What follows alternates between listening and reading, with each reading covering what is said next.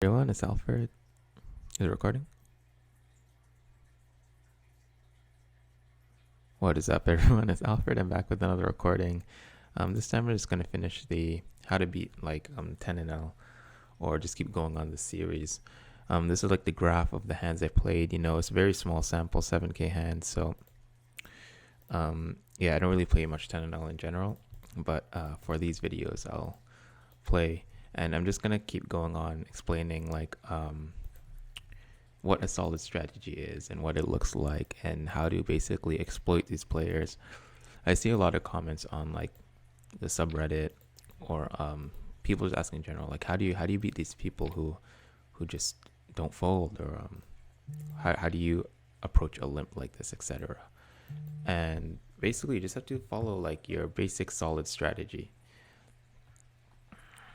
I'm going to be 3-betting the queen jack here. And of course, with the tens, you kind of want to isolate very aggressively. Here, we have a range advantage in a 3-bet pot, so it's going to be one of those boards that we range bet. And when we turn some equity here, and against a blank, all our strong hands, our overall range will be betting this. Same thing here, we have a limper. I'm just going to take a small stab at it right now. Very good board for me. We have some backdoor equity as well. And see, it just shows that when you start thinking about your overall range and how it plays on certain boards, then that's just the way you should be thinking of how to play your hands. Now this guy this guy limps, calls an ISO, then raises this board, and that's pretty bad because I have an uncapped range here, and then what's he trying to say? He has deuces, queens, aces. Those hands don't really exist in his range, but so this is just like such a weird play, and my hand is just too weak to continue. So don't level yourself into calling these like weak hands here. A lot of the time you just gotta set aside your ego or like your entitlement and just let these hands go, and just stay disciplined with the folds. I know early in the days I remember when I first started playing, when I got into spots like that, it'd make me really mad. And because I'm just like, how are you raising this right here? Like how is this a good play? But you just got to remember to yourself to stay disciplined, and that in the long run, they're actually saving you money. Imagine he has deuces there and he's doing that. Or he has like ace queen there. You're just saving money.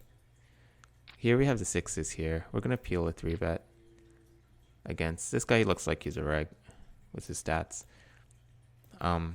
Overall, a good board for him. My hand has very little improvability, but in position, I think I'm just going to play it as a check back. I'm surprised he didn't see bet this board. Yeah, we're just going to try and check it down. King queen just got there, although I'd imagine that he'd be betting. Half pot bet. That's not really good sizing, but okay. Remember, just solid strategy. Sorry if I sound very rude or like condescending to these to these plays or something. Same thing here. We have a range advantage. Ranges are very wide here. When the middle card pairs, it's not real good for us. I'm just gonna check it and give up. He'll have a lot more 10x that are calling. A lot more 10x that are calling on the flop than us. Could also be behind from a king, and our hand only really improves to 7. So that's like that hand candidate is like out the window. And you just got to keep in mind of all these short stackers. Generally, you want to be playing a little bit more cautious against them, because they're the type of players that don't want to see like more cards on the turn or river. They just want to get their money in. So sometimes you can't be overly aggressive. And against a min raise, there's different ways we can approach this. I don't really know anything about this guy. He looks like a weaker player, so I'm just gonna 3-bet, get it all in here. He has 4s probably. Oh, ace 4. So yeah, let's just run it. And it looks like we make it.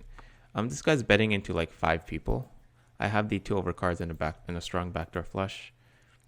He could be betting his 8s for protection, 9s for protection that he calls middle position.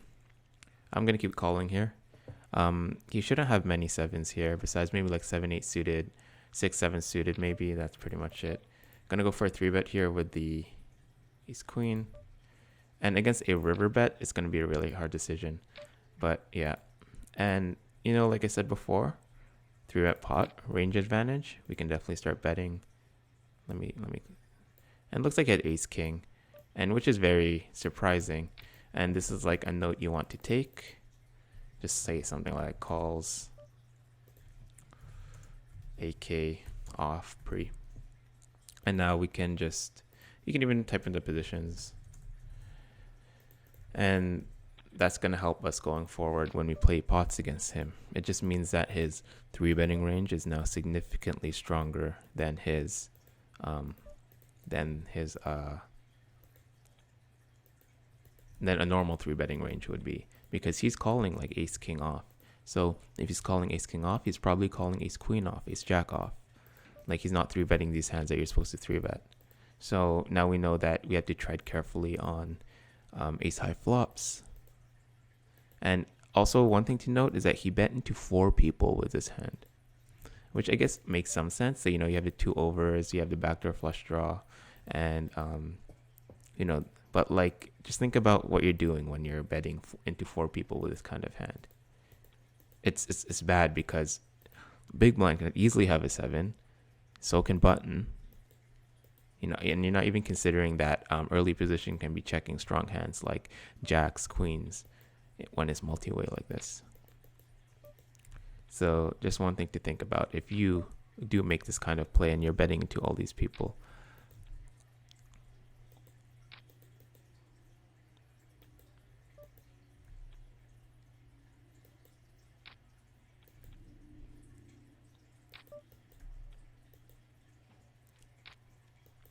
Another thing I see is a lot of people defend these hands like 3 deuce suited, you know, like you see a lot of people here, you're getting pretty good odds here. You know, you see, oh, there's a middle position opener. There's already like all this dead money, but you have 3 highs. It's not a good hand.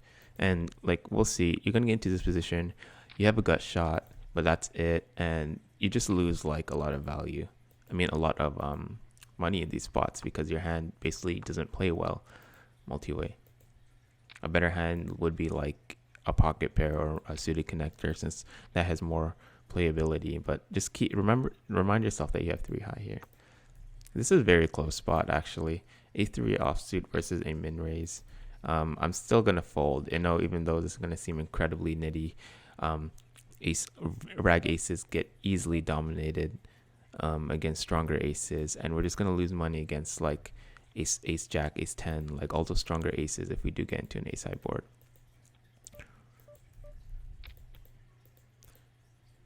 So yeah, just what I'm trying to emphasize is just being very tight in the big blind, because remember, like, the rake's very high,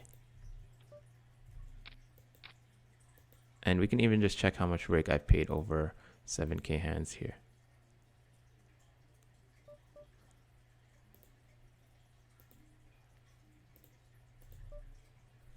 Same thing here, but this is against a button, against a weaker player.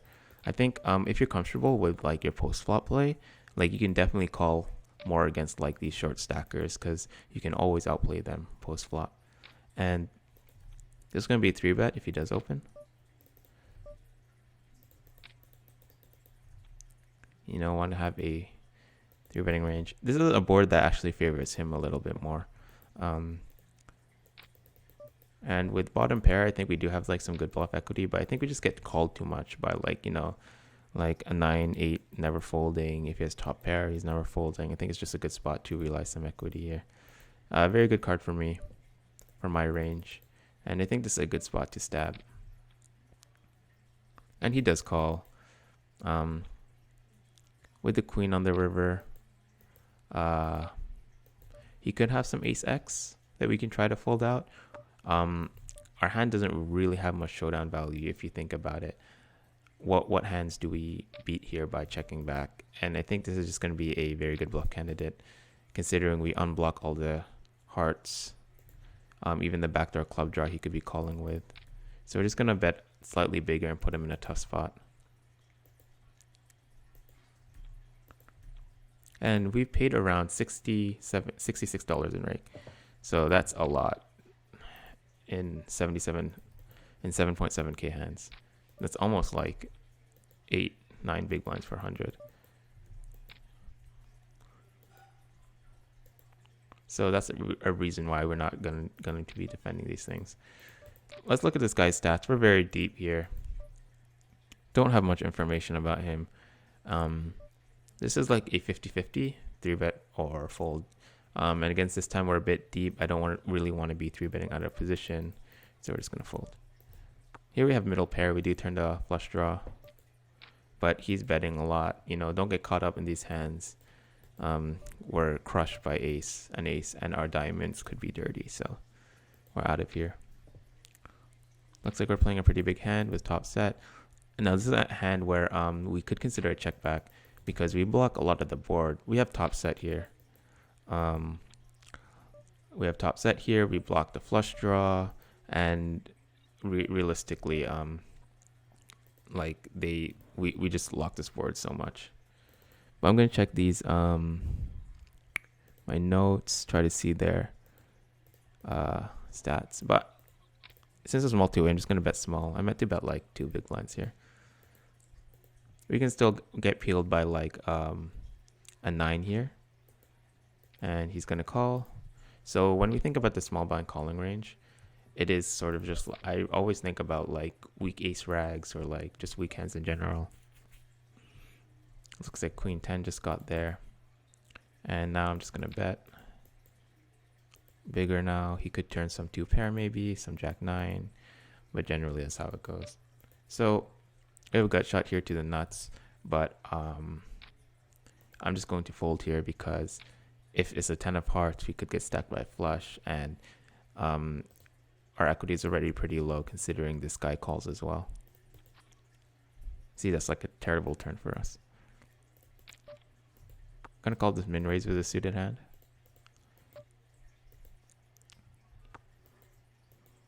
And just keep tagging your players. That's also another tip.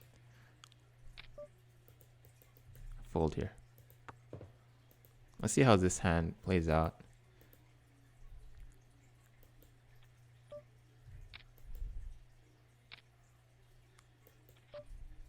So this is a board that's very good for us. We have like no showdown value. It'd be very beneficial to bluff. That guy wins with queen high. What's going on? So yeah, he does call the gut shot. That's amazing. So just keep in mind, like, this is what the small blind calling range looks like. Not going to bluff this river. He could have been calling with a 10. I'd imagine he'd bet all his 2 pairs here.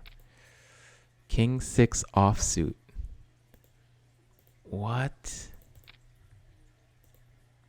What is this? So see, this is something I'd label. Calls K6 off button. You can even put something like calls garbage in the small blind. I mean button. Here we go. We're going to be 3-betting this. Again, looks like a reg. Oh, tight reg. Maybe we shouldn't have 3-bet. He has 16% VPIP.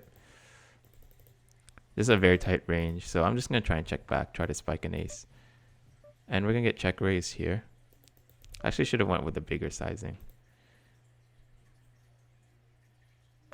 On this river, I will bluff.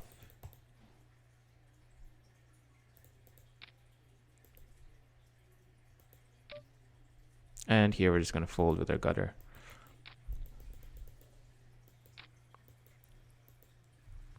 I'm going to try and keep this video a little bit shorter. Maybe around like 15-20 minutes.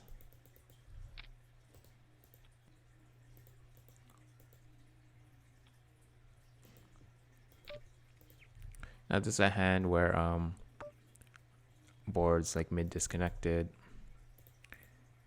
I think with middle pair and no backdoor, I think we just prefer a check here. It's gonna check again. I think we can start betting for value here. I'm gonna fold the king jack off. I mean the ace jack off.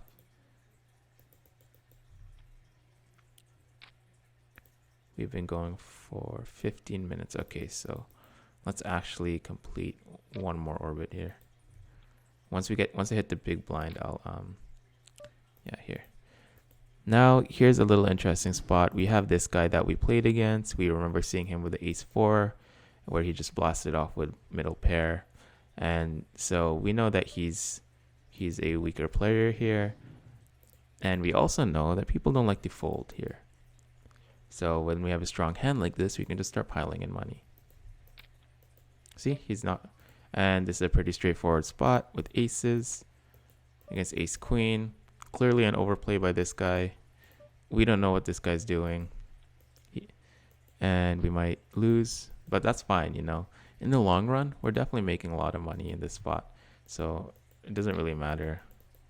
Like, yeah. So just important to note that middle position here. I'm not really going to take many notes here because I don't really play this pool much, but we're just going to note that the middle position player 5-bet jams versus a big squeeze against a button. Already, these positions are already very tight, right? Like, this range is super strong, and we just know that this guy is just a maniac. So yeah, so just remember to keep taking your notes, and just don't be scared about like taking certain spots and stuff. Okay, so see you guys in the next one.